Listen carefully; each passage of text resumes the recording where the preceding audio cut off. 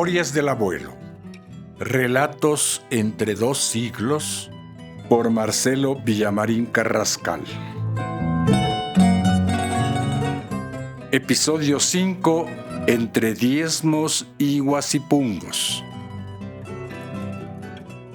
Entre los hijos de papá Rafico se encontraba mi abuelo Alfonso, quien vivió desde joven en la hacienda Paquistancia, perteneciente a la Asistencia Social, una institución pública creada en 1906 durante el gobierno de Eloy Alfaro para administrar las haciendas expropiadas por decreto a la Iglesia Católica. Se encuentra ubicada en la parroquia Isidro Ayora del cantón Cayambe. Junto con mi abuela Mariana Guzmán, construyeron su hogar en una casa de propiedad de la hacienda, situada a 50 metros de la acequia que en la actualidad separa las comunidades de Cariacu y Paquistancia. Alrededor de ellos se nuclearon sus hijos.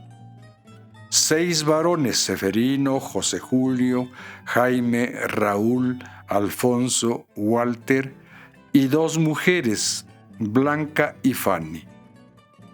Los varones consiguieron trabajos modestos en las haciendas aledañas. Las mujeres se ocupaban de la caza y la cría de animales menores. Conforme fueron creciendo, cada uno buscó su propio espacio, sobre todo cuando el llamado del corazón les instaba a formar sus familias, y se regaron por las haciendas aledañas, Sillunchi, Ubillús, Pesillo, La Chimba, etc., aunque algunos decidieron salir a las ciudades más cercanas. Por aquella época, la sociedad rural se organizaba en torno al guasipungo, una institución antediluviana que excusaba al dueño de la propiedad de pagar salarios a los indios salidos del concertaje para caer en una nueva forma de esclavitud, entregándoles a cambio el derecho al pastoreo, a la leña en espacios que no afectasen el rendimiento de la tierra y a otros, entre comillas, beneficios, entre ellos, en el mejor de los casos, un salario que les servía para comprar pan, panela, arroz. Pero a cambio les exigían el pago de tributos como los diezmos y la sujeción a ciertos servicios personales. Yo lo conocí de niño. Era un hombre bonachón, aunque casi siempre estaba serio.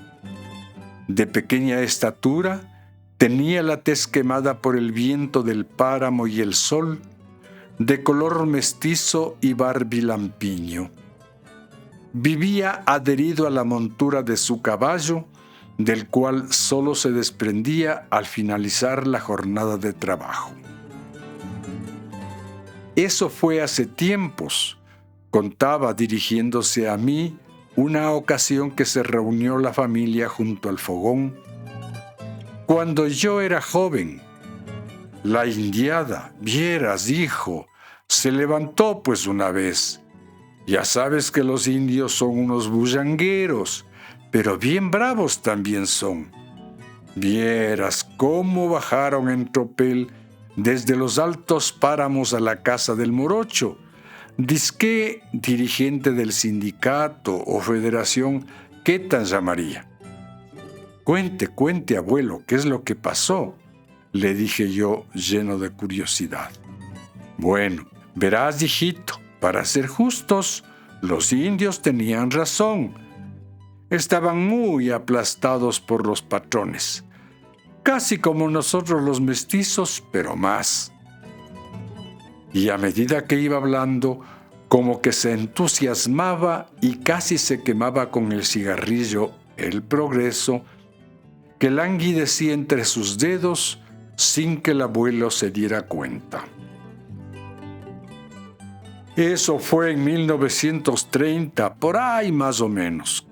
Como digo, desde todas las haciendas bajaron los indios, desde Pesillo, Ubillús, La Chimba, Moyurco y otras más, haciendo sonar las flautas y los pingullos y los churos. Vieran ustedes, el indio mayor se colocaba el churo en la boca y soplaba. ¡Qué bestia, hijitos! Eso se oía como lamento de difunto o de alma bendita en el purgatorio, hasta lejos, bien lejos. Y todos salían en manada y vieras cómo bajaban de los páramos con palos, machetes, lo que podían. Y lo peor era que estaban comandados por unas guarmis, pero eso sí, bien machas. Mis respetos eran. ¿Cómo se llamaban? Ah, ya me acordé. La una es la Dolores Cacuango y la otra se llamaba Tránsito Amaguaña. Dirigentes de los indios eran. Ahora ya no sé qué tan se harían. Guambrito era yo. Tendría apenas unos 25 años. Y luego, en la casa del morocho hablaron y hablaron. Algunos hasta sin voz se quedaron de tanto hablar, que los derechos, que la explotación, pero sobre todo estaban contra los diezmos y los servicios. ¿Y qué son los diezmos?, pregunté yo. Bueno, hijito, verás. Como decir, pongamos un ejemplo ya.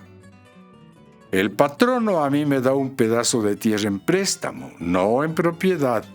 Se llama Huasipungo, y yo tengo que dar al patrono 1 de cada 10 libras de papas, por ejemplo.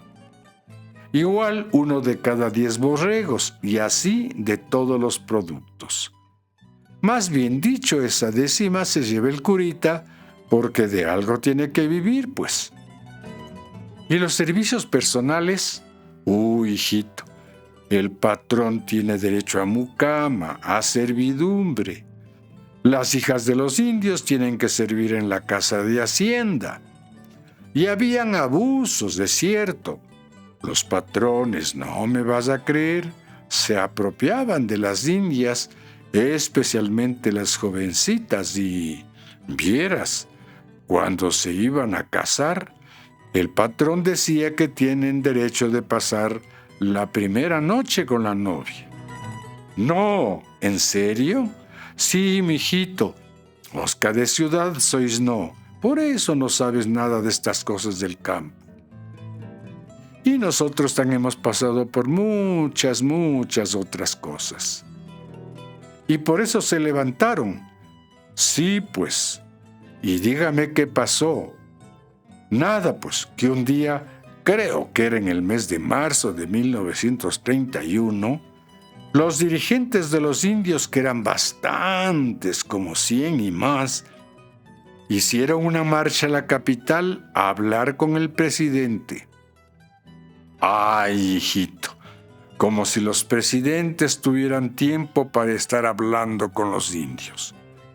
Ni caso que les hizo, y más bien les mandó de regreso, aunque custodiados por la policía. Y se fueron a pie. Claro, pues, lo que querían era llamar la atención, pero la gente no les hizo caso. Al final, indios nomás son, decían.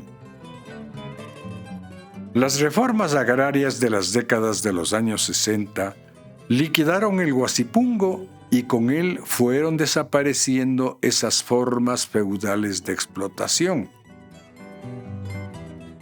Se entregaron a los campesinos parcelas de tierra de diferentes dimensiones que con el tiempo se retasearon conforme crecían las familias y se multiplicaban las herencias. Mi abuelo Alfonso recibió a cuenta del Huasipungo un terreno de 1 hectárea ubicado en la ladera del río, distante unos 3 kilómetros de su casa. Mis primos lo denominaban el Potrerillo.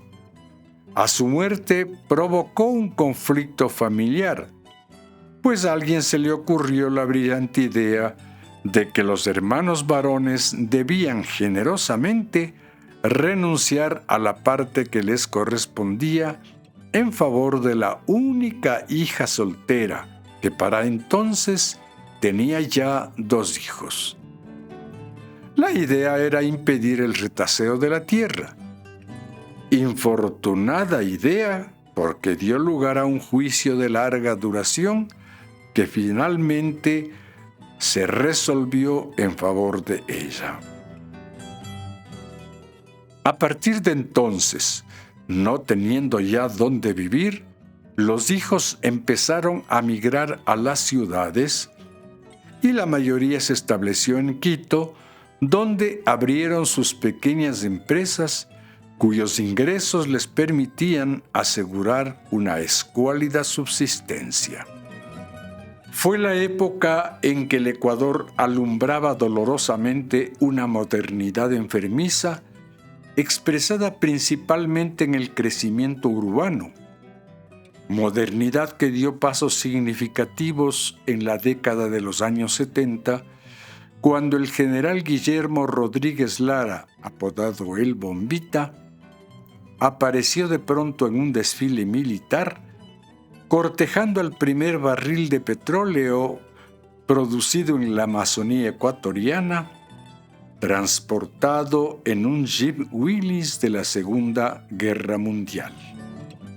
Una modernidad fallida en realidad, porque todo lo que logró la riqueza producida por el, entre comillas, oro negro, fue adoquinar algunas carreteras y facilitar el crecimiento de ciertas industrias de alimentos, galletas, licores, telas y confecciones a cuenta del famoso modelo de sustitución de importaciones. Era, de todas maneras, un modelo que pretendía romper la dependencia de las exportaciones de productos primarios como cacao, café, banano.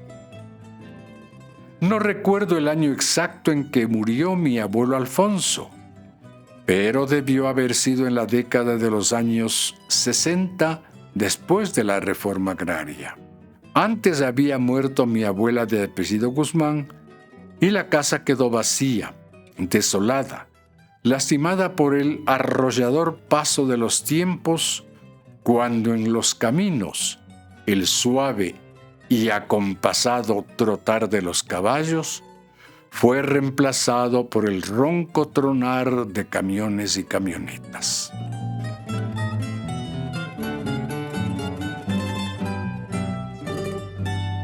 Mientras tanto, ¿cómo se desenvolvía la vida de la familia en el nuevo hogar ubicado en Otavalo? Lo veremos en el siguiente episodio.